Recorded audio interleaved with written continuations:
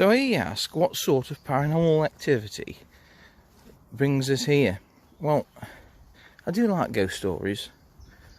This one is very intriguing. Now, it falls, I don't know if you've heard of the stone tape theory, but it falls into that category. So it's residual. Now, I'm not going to go into depth on the stone tape theory, but if you do know what I'm talking about, we've got this. This is called Scott's Post Bunker.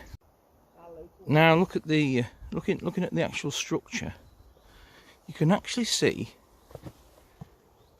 bullet holes or shrapnel holes, and it's a fair piece of concrete. It is, yeah. When the battle was over, and Joe whispered to me earlier, he's actually Lieutenant Colonel Humphrey Scott. Yeah, Humphrey Scott. I'm terrible with names, but yeah, she mentioned to it earlier. That's who it was that took it, and I think he was awarded the VC for it. Now, after the bit of history, after the Australians had taken it, they were relieved, and the New Zealanders held on to it and used it. Apparently, this particular bunker, there's one or two other remains, but nothing as complete as this one.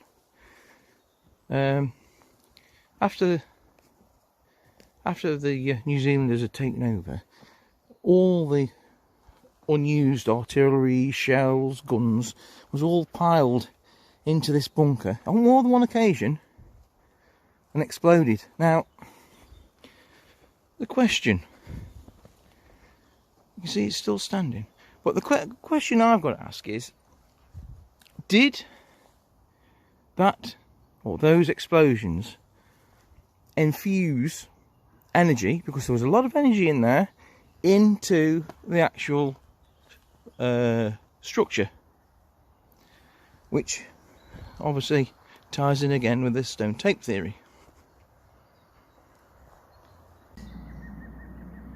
Before the war, pre-1914, this strip that I'm showing you now, that was used by the Belgian army. If you think back in the day, there was no tanks or cars of any sort of use. But yeah, this area was used by the Belgian army to train their horses and exercise the horses on a regular basis. Now, I'll take you in here. These were left because they weren't in the way, because apparently after the war they carried on using the strip behind me now. Two New Zealand bunkers. Now, again, thick concrete, you can see. Although the Germans had lost the ground to the Allies, if you like, they still kept bombing, and these two weren't in the way. They weren't bothering anything, so they were left. I mean, obviously the corrugated steel work has rotted away, but it's left the concrete. Let's have a walk over there. Somebody's left a wreath. Oh, a couple of wreaths. Let me see. Oh yes, quite moving.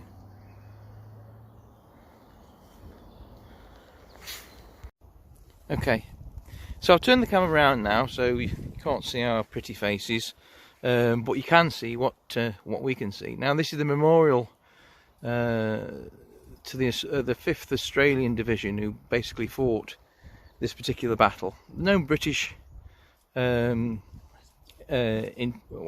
intentions in this area at that time. I think they're fighting further to the north. But anyway, this area was basically between the Australians and the Germans. German stronghold for 2 years. The problem was it's on high ground, and basically you've got a direct line of fire between here and the town of Ypres, and they could see anything that was going on. so it had to be taken. So I'm going to turn around now and show you the cemetery. Now, all those lives lost. Incredible. Very moving. That one might be a New Zealand contention over there. I don't know if you can see it. I'm going to zoom in. There. Okay. So that's the memorial anyway.